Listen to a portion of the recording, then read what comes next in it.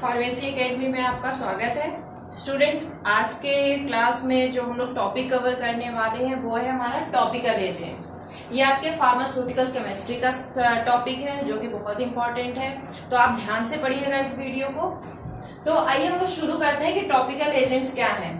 Topical agents को जानने से पहले थोड़ा सा हम इस स्ट्रक्चर के बारे में देख ले रहे हैं। आपको ये स्ट्रक्चर देख के समझ में आ रहा होगा कि ये स्किन का स्ट्रक्चर बना हुआ है, ठीक है। तो हम लोग थोड़ी सी इसके बारे में जान लेते हैं कि स्किन में हमारी कौन कौन सी लेयर्स प्रेजेंट होती हैं, ठीक है, और किस लेयर में क्या प्रेजेंट होता है, ठीक। तो सबसे पहले हम बात करते हैं जो अपर लेयर होती है, जो हमें दिखाई देती है नकेड आई से, जो हमें अपनी स्किन दिखाई देती है, वो हमारी एपिडर्मिस होती है। एपिडर्मिस में आपके हेयर्स दिखाई देते हैं, बाहर की तरह निकले हुए होते हैं। तो जो हेयर्स होते हैं हमारी एपिडर्मिस में प्रेजेंट होते हैं, और ये एपिडर्मिस करता क्या, आपके वाटर प्रूफिंग का काम करता है और साथ में आपके स्किन टोनिंग का भी काम करता है। यानी आपके स्किन का जो कलर होता है वो आपके एपिडर्मिस की वजह से होता है, और एपिडर्मिस में आपके मेलानोसाइट्स पिगमेंट्स प्रेजेंट होते हैं। उसी मेलानोसाइट पिगमेंट की वजह से आपके स्किन का कलर दिखाई देता है, उसी की वजह से आपके हेयर्स के कलर दिखाई देते हैं, आईज के कलर दिखाई देते हैं। यानी सबके लिए आपका मेलानोसाइट पिगमेंट रिस्पॉन्सिबल है, जो कि हमारी एपिडर्मिस में प्रेजेंट होता है, ठीक है। उसके जस्ट नीचे वाली जो लेयर होती है वो हमारी डर्मिस होती है, ठीक है। ये जो डर्मिस होती है इसमें आपके कनेक्टिव टिश्यू, ठीक है, आपके ब्लड वेसल्स लेस क्वांटिटी में प्रेजेंट होते हैं, फैट लिपिड्स भी प्रेजेंट होते हैं, ठीक है। और जस्ट उसके नीचे वाली जो सबसे इनर मोस्ट लेयर होती है आपके स्किन की, वो होती है हाइपोडर्मिस या सबक्यूटेनियस लेयर, ठीक है, जिसमें आपको ब्लड वेसल्स बहुत ज्यादा दिखाई देंगे, फैट टिश्यू भी बहुत ज्यादा दिखाई देंगे, आपके कनेक्टिव टिश्यू भी बहुत ज्यादा दिखाई देंगे, ठीक है। तो वो आपकी हाइपोडर्मिस कहलाती है या फिर सबक्यूटेनियस लेयर कहलाती है। तो ये मैं स्किन हम लोग जान गए क्या है, और स्किन हमारी बॉडी का सबसे बड़ा ऑर्गन भी है, क्योंकि सबको पता है skin is the largest organ of human body, ठीक है। तो आपके उसी स्किन पे कभी क्या होता है कि कोई एलर्जी हो जाती है, कोई इन्फेक्शन हो जाता है, ईचिंग होने लगती है, आपको रैशेस हो जाते हैं, ठीक है। तो उसकी वजह से आपकी स्किन में कहीं कहीं आपको माइक्रोबियल अटैक हो जाता है, कहीं पे बैक्टीरियल इन्फेक्शन हो जाता है, फंगल इन्फेक्शन हो जाता है। तो इन्हीं सब चीजों को, यानी इन्हीं सब दिक्कतों को दूर करने के लिए जो एजेंट हम अप्लाई करते हैं स्किन पे, वो हमारे टॉपिकल एजेंट्स कहलाते हैं, ठीक है। समझ में आ गया होगा आपको कि टॉपिकल एजेंट्स क्या है। जब हमारी बॉडी पे किसी भी टाइप का इन्फेक्शन होता है, कोई भी माइक्रोबियल अटैक होता है, कोई भी फंगल अटैक होता है, तो उसको प्रिवेंट करने के लिए हमारी बॉडी पे जो केमिकल अप्लाई किया जाता है in the form of cream, lotion, powder, कुछ भी आप अप्लाई कर लेते हो, डिफरेंट टाइप के डोजेस फॉर्म आते हैं, वही हमारे टॉपिकल एजेंट्स कहलाते हैं, ठीक है। तो आपसे हम अब डेफिनेशन की बात करें, ये तो हमने सीधी लैंग्वेज में समझ लिया कि क्या चीज है। अब आप डेफिनेशन लिखोगे तो क्या लिखोगे, तो आपको जब डेफिनेशन लिखना होगा तो आप सीधे लिख देना कि topical agents are those chemical agent which are applied to the skin or mucous membrane for the localized effect within the skin or membrane, ठीक है। लोकलाइज्ड इफेक्ट शो करते हैं। लोकलाइज्ड इफेक्ट का मतलब क्या होता है कि एक पर्टिकुलर एरिया में वो अपना इफेक्ट शो करेंगे, यानी जहां पे आप अप्लाई करोगे वहीं पे वो अपना इफेक्ट शो करते हैं, ठीक है। तो आपके जो टॉपिकल एजेंट होते हैं उस कैटेगरी में आप डिफरेंट टाइप के ड्रग्स यूज कर सकते हो। जैसे आप एंटीबायोटिक्स भी यूज कर सकते हो, एंटीबायोटिक्स, एंटीसेप्टिक्स, आप लोकल एनेस्थेटिक्स भी यूज कर सकते हो, लोकल एनेस्थेटिक, और आप कॉर्टिकोस्टेरॉइड्स को भी यूज कर सकते हो, स्टेरॉइड्स, ठीक है। ये आपके डिफरेंट टाइप्स के ड्रग्स होते हैं जिनको आप टॉपिकल रूट के थ्रू दे सकते हो, ठीक है। तो अब हम बात कर लेते हैं क्लासिफिकेशन की। अब तक हम लोगों ने जान लिया टॉपिकल एजेंट क्या है, उसमें कौन कौन से टाइप के हम ड्रग इनकॉर्पोरेट कर सकते हैं। तो उसमें हमारे antibiotics, antiseptics, local anaesthetic, corticosteroids, ठीक है, ये सब ड्रग को, और भी ड्रग्स हैं तो हम लोग फिलहाल इतना देखते हैं, इनको इनकॉर्पोरेट कर सकते हैं, ठीक। अब हम बात कर लेते हैं क्लासिफिकेशन की कि कितने टाइप के होते हैं हमारे टॉपिकल एजेंट। तो अगर टॉपिकल एजेंट को आप क्लासिफाई करोगे तो जो टॉपिकल एजेंट होते हैं वो दो टाइप के होते हैं, ठीक है। टॉपिकल एजेंट हमारे दो टाइप के होते हैं। पहला होता है हमारा प्रोटेक्टिव एंड एड्सॉर्बेंट, प्रोटेक्टिव्स हैं एड्सॉर्बेंट्स, और दूसरा होता है हमारा anti microbial, anti microbials and astringent. ठीक है, टॉपिकल एजेंट हमारे दो टाइप के होते हैं, पहला है प्रोटेक्टिव एंड एड्सॉर्बेंट और दूसरा है हमारा एंटी माइक्रोबियल्स एंड एस्ट्रिंजेंट। तो सबसे पहले हम बात कर लेते हैं कि प्रोटेक्टिव एंड एड्सॉर्बेंट्स क्या होते हैं। नाम से ही लग रहा होगा कि ये कुछ प्रोटेक्ट करने का काम कर रहा है, बचाव करने का काम कर रहा है, और ये एड्सॉर्बेंट है तो कुछ ना कुछ एड्सॉर्ब करने का काम करेगा। ठीक है, तो प्रोटेक्टिव्स जो होते हैं वो protectives are the those agent which used to isolate your body from any foreign particle या from any microorganism, from any annoying stimuli, यानी कोई भी आपका इरिटेट करने वाला कोई इन्फेक्शन आ गया, मतलब आपकी इरिटेट करने का मतलब होता है आपकी स्किन में क्या होगी, इचिंग होनी शुरू हो जाएगी, इन्फ्लेमेशन होंगे, रैसेस आपके बन जाएंगे, कभी कभी सोरियासिस की कंडीशन भी आ जाती है। ठीक है, तो प्रोटेक्टिव्स क्या करते हैं, आपकी बॉडी को उस इन्फेक्शन से प्रोटेक्ट कर लेते हैं। यानी आप प्रोटेक्ट कैसे करेंगे, बीच में वो आ जाएंगे और आपकी बॉडी को आइसोलेट कर लेंगे उससे, ताकि वो इन्फेक्शन आपकी बॉडी से डायरेक्ट कॉन्टैक्ट में नहीं आएगा, और डायरेक्ट कांटेक्ट में नहीं आएगा तो आपकी बॉडी में कोई भी इन्फेक्शन नहीं हो पाएगा। ठीक है, तो प्रोटेक्टिव क्या करते हैं, आपकी बॉडी को आइसोलेट कर लेते हैं किसी भी फॉरेन पार्टिकल्स को जो आपके लिए हार्मफुल होता है। और एड्सॉर्बेंट्स क्या करते हैं, एड्सॉर्बेंट्स आपकी बॉडी पे, आपके स्किन पे, हम यहाँ पे सारी चीजें स्किन से रिलेटेड पढ़ रहे हैं, स्किन में प्रेजेंट मॉइस्चर को एब्जॉर्ब करने का काम करते हैं। अगर मॉइस्चर को एब्जॉर्ब नहीं करेंगे, फॉर एग्जांपल हम पसीने की बात कर लेते हैं, स्वेटिंग की बात कर ले रहे हैं। ठीक है, गर्मियों में के टाइम में क्या होता है कि आपको स्वेटिंग बहुत ज्यादा होती है, गर्मी बहुत ज्यादा होती है, जिसकी वजह से आपकी बॉडी में रैशेस शुरू हो जाते हैं, ईचिंग शुरू हो जाती है। तो आप करते क्या हो कि घर में आपके जो डर्मीकूल पाउडर या फिर आपका जो भी कूलिंग पाउडर जो भी आप रखे रहते हो उसको यूज कर लेते हो, तो उससे आपको थोड़ा आराम मिलता है। तो वो करते क्या है, आपकी बॉडी में जो पसीना आ रहा है उसको एब्जॉर्ब कर लेते हैं, और जब पसीना नहीं आएगा, वहां पे गीलापन नहीं होगा, तो इन्फेक्शन नहीं होगा आपका। ठीक है, और आपके उस टैल्कम पाउडर में जो घर पे आप लोग यूज करते हो उसमें आपके प्रोटेक्टिव और एब्जॉर्बिंग दोनों मिले होते हैं, जो आपको इन्फेक्शन से बचाते भी हैं और आपकी बॉडी में जो प्रेजेंट मॉइस्चर होता है यानी जो पसीना होता है उसको सोखने का भी काम करते हैं। ठीक है, प्रोटेक्टिव जो हमारे होते हैं वो generally chemically inert in nature होते हैं। ठीक है, ये इनर्ट इन नेचर होते हैं और साथ ही साथ में इनसॉल्युबल इन नेचर होते हैं। इनर्ट इन नेचर होने से क्या करते हैं कि they limit the absorption of compound through the skin, यानी फिर अगर ये आपके केमिकली इनर्ट होते हैं तो कंपाउंड के एब्जॉर्प्शन को आपके सेल के अंदर एब्जॉर्ब होने से रोकते हैं, क्योंकि हमें टॉपिकली ही नहीं यूज करना है। ठीक है, और दूसरा है कि इनसॉल्युबल इन नेचर है। इनसॉल्युबल नेचर का मतलब ये लंबे टाइम तक आपकी स्किन पे बने रहेंगे, ये जल्दी से धुलेंगे नहीं, आपके बॉडी पे ये बने रहते हैं लंबे टाइम तक, तो अच्छा effect, long time effect show करते हैं। ठीक, तो अब हम बात कर लेते हैं कि आपके सिलेबस में है कुछ प्रोटेक्टिव्स जो एग्जाम्पल है आपके। सबसे पहला एग्जाम्पल आपके प्रोटेक्टिव्स की कैटेगरी में आता है टैल्क। ठीक है, टैल्क, इसका यूज क्या है, टैल्क आपका जनरली होता है purified form of aluminium silicate and magnesium silicate. जो टैल्क होता है वो प्यूरिफाइड फॉर्म होता है आपके एल्यूमिनियम सिलिकेट का और मैग्नीशियम सिलिकेट का। इसका यूज क्या होता है, टैल्क की हम बात करें तो सबसे तो पहले टैल्क होता है आपका यूज एज अ लुब्रिकेंट,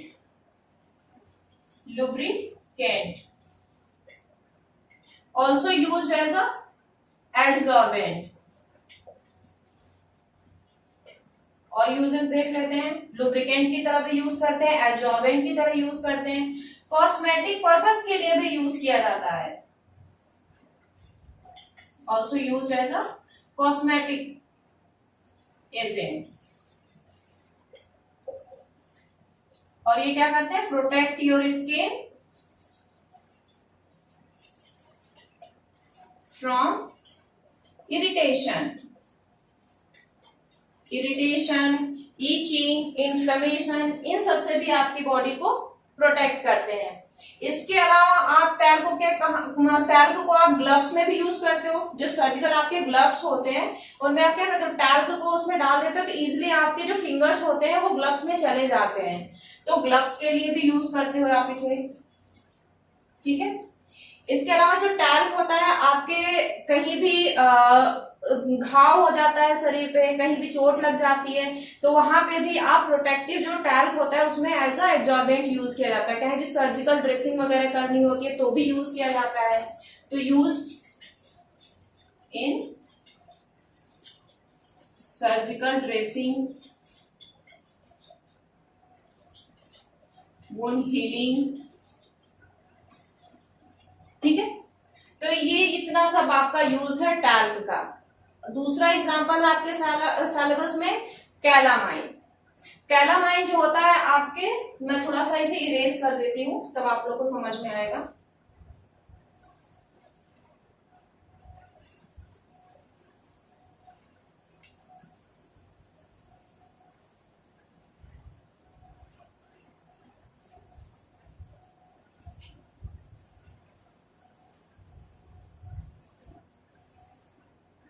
दूसरा एग्जांपल है आपके सिलेबस में कैलामाइन। कैलामाइन, जो ये कैलामाइन होता है ये जिंक ऑक्साइड और फेरिक ऑक्साइड, जिंक ऑक्साइड और फेरिक ऑक्साइड से मिलकर के बना होता है। ये क्या यूज करते हैं, इसको किस काम के लिए यूज करते हैं? तो आपका जो कैलामाइन होता है वो भी आपके प्रोटेक्टिव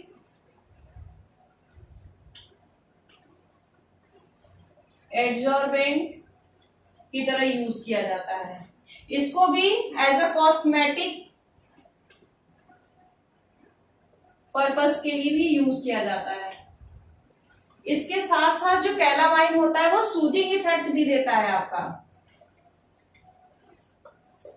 सूदिंग इफेक्ट भी देता है। और क्या यूज है? इसके अलावा कैलामाइन जो होता है आपका एस्ट्रिंजेंट प्रॉपर्टी भी शो करता है, माइल्ड एस्ट्रिंजेंट प्रॉपर्टी शो, तो एज ए एस्ट्रिंजेंट एजेंट की तरह भी इसको यूज किया जाता है। इसके अलावा ये इरिटेशन वगैरह के लिए भी, कहीं बॉडी में इन्फेक्शन हो जाता है, एलर्जी हो जाती है, इरिटेशन होता है आपकी बॉडी में, तो ईचिंग इरिटेशन के लिए भी, ईचिंग और इरिटेशन के लिए भी यूज किया जाता है।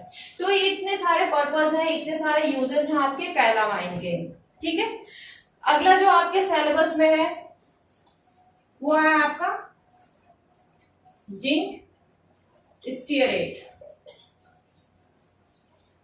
इसके अलावा एक और है आपका टाइटेनियम डाइऑक्साइड,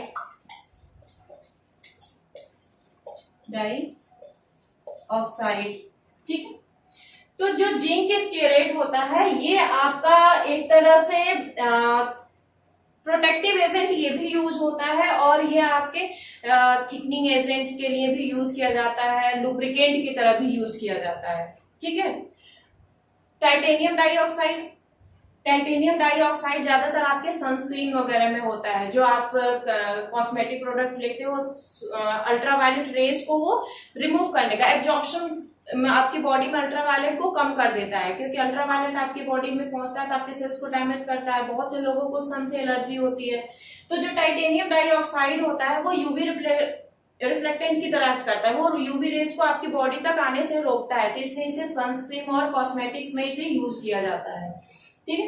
तो ये आपके कुछ प्रोटेक्टिव और एब्जॉर्बेंट्स हुए जो आपके सिलेबस में दिए गए हैं, इन्हें आपको ध्यान से पढ़ लेना है। ये पूरा टॉपिक बहुत इजी है, आप बहुत इजीली कवर कर लोगे। आई होप आपको प्रोटेक्टिव और एब्जॉर्बेंट समझ में आया होगा। अब हम लोग यहाँ पढ़े थे क्लासिफिकेशन में प्रोटेक्टिव एब्जॉर्बेंट, ये तो हमने कवर कर लिया। अब दूसरा क्वेश्चन हमारा बचा है एंटी माइक्रोबियल एजेंट्स। तो अब हम देख लेते हैं कि एंटी माइक्रोबियल एजेंट्स क्या है, ठीक है। पहले मैं इसे इरेज कर देती हूँ।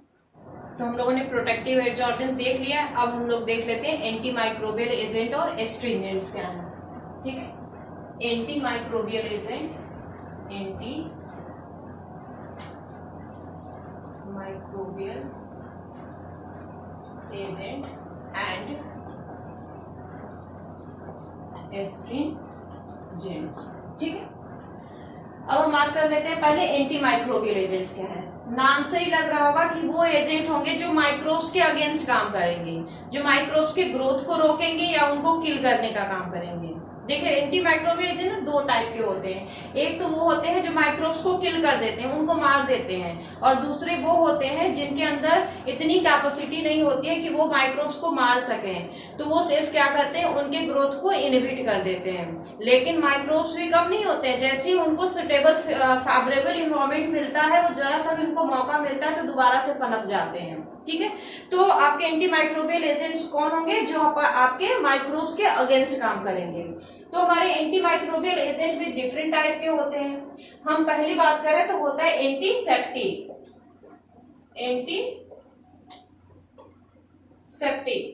अब एंटीसेप्टिक क्या होता है?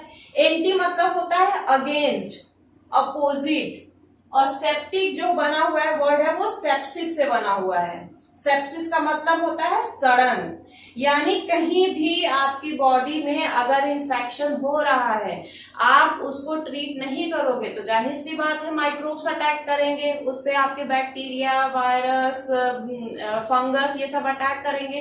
तो होगा क्या, इन्फेक्शन से धीरे धीरे वहां पे घाव बढ़ना शुरू हो जाता है, पस फॉर्मेशन हो जाता है, तो उस कंडीशन को सेप्सिस कहते हैं, जब सड़न होने लगती है। तो एंटीसेप्टिक क्या करते हैं? Antiseptics are those agent which are used for the killing or inhibition of the microbes from any living surface। जैसे आप लोग घर पे डिटॉल यूज करते हो, सैवलॉन यूज करते हो, ये सब क्या है आपके एंटीसेप्टिक एजेंट होते हैं। तो एंटीसेप्टिक एजेंट तो आपके माइक्रोब्स के अगेंस्ट काम कर रहे हैं, लेकिन इनके साथ एक कंडीशन ये है कि ये सिर्फ आपके लिविंग सरफेस के लिए यूज होते हैं। यानी आपको कोई चोट लग गया ह्यूमन बॉडी में, यानी जितने भी लिविंग सरफेस हैं आपको वहां पे अप्लाई कर सकते हो माइक्रोब्स को किल करने के लिए, उनको रिमूव करने के लिए। ठीक है, अब दूसरा हो गया आपका डिसइंफेक्टेंट।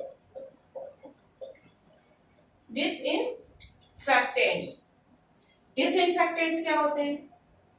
डिसइंफेक्टेंट भी वही काम करते हैं जो आपका एंटीसेप्टिक काम करता है, यानी ये भी माइक्रोब्स को रिमूव करने का काम करते हैं, लेकिन इनके साथ कंडीशन है ये है कि ये सिर्फ नॉन लिविंग सरफेस के लिए यूज करते हैं। जैसे घर पे आप लोग floor, tiles, doors, window in सबको क्लीन करने के लिए यूज करते हो, तो वहां पे जो आप फिनाइल वगैरह, लाइजॉल घर में इस्तेमाल करते हैं वो आपके डिसइंफेक्टेंट की कैटेगरी में आता है। यानी एंटीसेप्टिक वो एजेंट होते हैं जो लिविंग सरफेस पे माइक्रोब्स को किल करने के लिए, उनको रिमूव करने के लिए यूज होते हैं, और डिसइंफेक्टेंट वो एजेंट होते हैं जो नॉन लिविंग सरफेस पे माइक्रोब्स को किल करने के लिए, रिमूव करने के लिए यूज होते हैं। ठीक है, अब हम बात कर लेते हैं तीसरा क्या होता है? जर्मिसाइड। ठीक, जर्मिसाइड्स पे आपके वो केमिकल एजेंट होते हैं जो जर्म्स को किल करने का काम करते हैं। यहां पे मैं बोल रही हूँ जर्म्स को किल करने का काम करते हैं। ठीक है, जहां पे भी आप देखिए कोई भी आपका एंटी माइक्रोबियल एजेंट है, अगर उसके साथ में यहाँ पे साइड लगा हुआ है, ठीक है, तो जहां भी साइड्स लगा होता है दैट मीन्स कि वो किलिंग का काम कर रहा है, वो इनहिबिट करने का सिर्फ काम नहीं करेगा। ये अगर इसको आप अप्लाई करोगे तो इसके एप्लीकेशन से आपके माइक्रो ऑर्गेनिज्म किल हो जाते हैं, मर जाते हैं। ठीक है, तो जर्मिसाइड्स वो होंगे जो जर्म्स को किल करने का काम करते हैं। ठीक, नेक्स्ट होता है आपका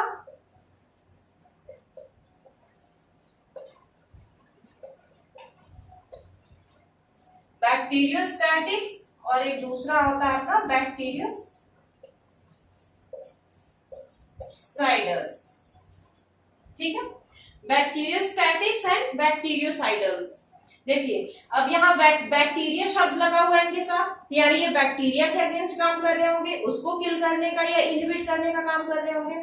तो दोनों के लास्ट में देखिएगा यहाँ पे लगा हुआ है साइडल। यहाँ आपको मैंने बोला था ना साइडल जहां लगा हो दैट मीन्स वो किलिंग का काम कर रहा है।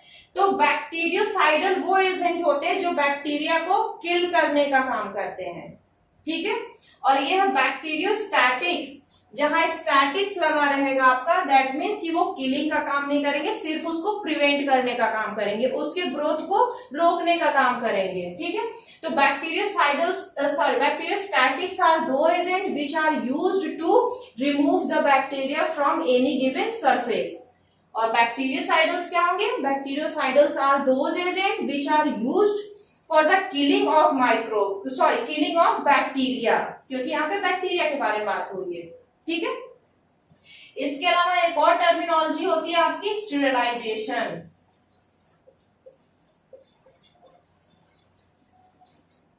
स्टेरिलाइजेशन, अब ये क्या है? तो sterilisation is the process which are applied for the removal of microorganism from any given surface या from any given substance, ठीक है। स्टेरिलाइजेशन आपके एक प्रोसेस का नाम है जिसके थ्रू आप माइक्रोब्स को रिमूव करने का काम करते हैं, माइक्रोब्स को किल करने का काम करते हैं।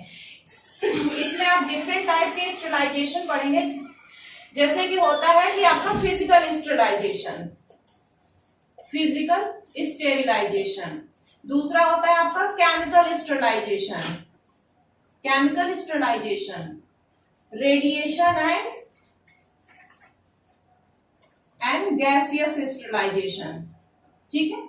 ये 3 टाइप के स्टेरिलाइजेशन मेथड होते हैं। फिजिकल स्टेरिलाइजेशन मेथड का मतलब होता है जिसमें आप सनलाइट को यूज करके माइक्रोब्स को किल करने का काम करते हैं, या फिर कोई सोफिस्टिकेटेड इक्विपमेंट यूज करते हैं, जैसे कि आप लेबोरेटरी में हॉट एयर ओवन देखते हैं और ऑटोक्लेव देखते हैं, ठीक है।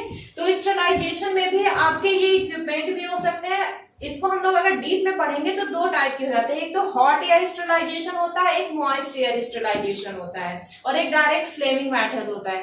तो डायरेक्ट फ्लेमिंग मेथड में आप करते क्या हो, सीधे किसी भी ग्लास, किसी भी आपको मान लीजिए लैब में आप स्पैचुला यूज कर रहे हो, इंक्यूबेशन रॉड यूज कर रहे हो, तो उसको आप डायरेक्ट फ्लेम के कॉन्टेक्ट में ले जाके स्टेरिलाइज कर लेते हो। तो ये आपका डायरेक्ट फ्लेम स्टेरिलाइजेशन मेथड कहलाता है।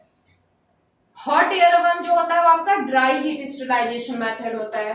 ऑटोक्लेव आपका मॉइस्ट हीट स्टेरिलाइजेशन मेथड होता है, ठीक है। तो ये आपके फिजिकल स्टेरिलाइजेशन मेथड की कैटेगरी में आते हैं। दूसरा होता है आपका केमिकल स्टेरिलाइजेशन मेथड, यानी आप केमिकल की मदद से स्टेरिलाइजेशन परफॉर्म कर रहे हो, यानी केमिकल को इस्तेमाल करके आप माइक्रोब्स को किल कर रहे हो या उन्हें रिमूव कर रहे हो, ठीक है।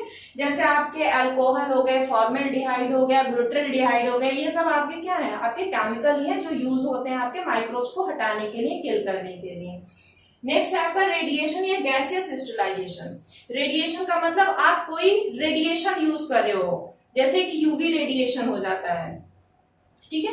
इसकी मदद से आप, जैसे आपका जो एसेप्टिक कैबिनेट होता है उसमें आगे का जो चैम्बर लगा होता है वहां से यूवी रेज निकलती है, तो वो आपका क्या करता है, स्टेरिलाइजेशन का प्रोसेस ही करता है, ठीक है। जिसमें UV rays, IR rays, X-ray rays, ये सारी रेज यूज की जाती है स्टेरिलाइजेशन परफॉर्म करने के लिए। और गैसियस में यानी गैस आप अप्लाई करोगे, गैस को यूज करते हो स्टेरिलाइजेशन के लिए। जैसे कॉटन वूल वगैरह को स्टेरिलाइज करना होता है तो आप इथाइलिन ऑक्साइड गैस यूज कर लेते हो उसको स्टेरिलाइज करने के लिए, ठीक है। तो ये आपके डिफरेंट टाइप के एंटीमाइक्रोबियल एजेंट्स होते हैं या इसकी टर्मिनोलॉजी है जो आपके एंटीमाइक्रोबियल कैटेगरी में यूज होते हैं, ठीक। अब बात कर लेते हैं थोड़ा सा कि एंटीमाइक्रोबियल एजेंट करते क्या हैं, ये कैसे माइक्रोब्स को किल कर लेते हैं। तो एंटीमाइक्रोबियल जो एजेंट होते हैं वो माइक्रोब्स पे जा करके या तो उनके सेल वॉल को रैप्चर कर देते हैं। सेल वॉल रैप्चर कर देंगे तो क्या होगा, उनके अंदर जो साइटोप्लाज्म भरा होता है, सेल मेम्ब्रेन को रैप्चर कर देंगे तो वो लीक आउट होना शुरू हो जाता है, जिसकी वजह से आपके जो माइक्रो ऑर्गेनिजम्स होते हैं उनमें जो सेल होती है वो ड्राई हो जाती है, तो सेल ड्राइनेस की कंडीशन आ जाती है, उनके प्रोटीन का कोगुलेशन कर देते हैं, ठीक है। तो ये उनके मोड ऑफ एक्शन की कैटेगरी में ही आते हैं कि उनके प्रोटीन को कोगुलेट करेंगे, उनके मेटाबॉलिज्म एक्शन को इनहिबिट कर देंगे। तो मोड ऑफ एक्शन की कैटेगरी में मेनली आपके 3 मेथड आते हैं, oxidation, halogenation and protein precipitation, ठीक है। अब एंटीमाइक्रोबियल एजेंट की कैटेगरी में आपके सिलेबस में कुछ एग्जांपल्स दिए गए हैं, जो कंपाउंड दिए गए हैं जिनको आपको पढ़ना है, जिनके बारे में आपको उनकी इंट्रोडक्शन हो गया, उनके मेथड ऑफ प्रिपरेशन, उनके chemical reagent, uses, storage condition, ये सारी चीजें भी आपसे पूछी जाती है, जिसमें आपका जो मेन है आपका जैसे hydrogen peroxide, iodine and iodine compound, silver nitrate, silver compounds, ठीक है, सोडियम क्लोराइड, बोरिक एसिड, ये सब आपके सिलेबस में एग्जांपल्स दिए हुए हैं, ठीक। अब हम बात कर लेते हैं एस्ट्रिंजेंट। हमारा एंटीमाइक्रोबियल एजेंट खत्म, अब हम बात कर लेते हैं एस्ट्रिंजेंट्स कि ये एस्ट्रिंजेंट क्या है, ये क्या काम करते हैं। तो astringents are those agent which are used to constrict the cells या पोर्स। ठीक है, यानी एस्ट्रिंजेंट वो होते हैं जिनको अगर आप अपनी बॉडी पे अप्लाई करते हैं तो आपके जो सेल्स होते हैं, जो टिश्यूज होते हैं, उनको कॉन्स्ट्रिक्ट करने का काम कर देते हैं, उनको वो सिकोड़ने का काम कर देते हैं। ठीक है, जनरली आपके जो कट हो जाते हैं, स्मॉल कट्स लग जाते हैं आपकी बॉडी पे, तो उसकी कैपिलरी को, ब्लड वेसल्स को ब्लॉक करने का काम करते हैं। वहां पे कोगुलेशन, ब्लड कोगुलेशन कॉज कर देते हैं, जिसकी वजह से आपकी जो ब्लड वेसल्स की कैपिलरीज होती है वो ब्लॉक हो जाती है और खून का बाहर आना बंद हो जाता है। सबसे अच्छा सा एग्जाम्पल आप लोग घर में आपने देखे होंगे, फिटकरी सबके घर में होता है। घर में किसी को चोट लग जाती है, कट लग जाता है कहीं भी, तो लोग कहते हैं फिटकरी लगा दो, खून बंद हो जाएगा। तो फिटकरी करता क्या है, आपके जो ब्लड वेसल्स की कैपिलरीज होती है उनमें आके ब्लड क्लॉटिंग कर देता है, जिसकी वजह से आपका ब्लड बाहर की तरफ आना बंद हो जाता है, पोर्स को वो ब्लॉक करने का काम कर देता है। ठीक है, ऐसे ही आपके जो एंटीपेरिस्पिरेंट होते हैं, एंटीपेरिस्पिरेंट भी आप लोग जान रहे होंगे, टीवी में ऐड वगैरह बहुत देखते होंगे, आता है कि एंटीपेरिस्पिरेंट ये यूज करिए, आपको पसीना नहीं आएगा। पसीना नहीं आएगा, आप यूज करिए, अच्छी बात है, लेकिन वो आपके लिए अच्छी बात नहीं है, वो आपके लिए बहुत नुकसानदायक होता है, क्योंकि हमने अभी कहा जो एस्ट्रीजन क्या होगा, पोर्स को ब्लॉक करने का काम करता है। तो जब आप एंटीपेरिस्पिरेंट यूज करेंगे तो वो भी क्या करेंगे, आपके जो स्वेट ग्लैंड्स होते हैं उनके पोर को ब्लॉक करना शुरू कर देंगे। पोर जब ब्लॉक हो जाएंगे तो पसीना बाहर आएगा ही नहीं, तो आपकी बॉडी के लिए हार्मफुल होता है, आपकी मेटाबॉलिज्म पूरे डिस्टर्ब कर देता है, आपकी बॉडी में कहीं कहीं पे एक्जिमा की कंडीशन आ जाती है, इन्फ्लेमेशन कॉज हो जाती है, बहुत सारी प्रॉब्लम आती है आपकी। ठीक है, तो एस्ट्रिंजेंट में भी आपको एलम पढ़ना है आपके सिलेबस में, जिंक क्लोराइड पढ़ना है, ये सारे एग्जांपल आपके सिलेबस में है। ठीक है, तो आई होप आपको ये टॉपिक समझ में आया होगा, और कोई क्वेश्चन होगी, कोई क्वेरी होगी तो आप प्लीज कमेंट बॉक्स में मेंशन करिएगा। बाकी वीडियो को मेरे लाइक करिए, सब्सक्राइब करिए और ज्यादा से ज्यादा शेयर करिए। Thank you so much.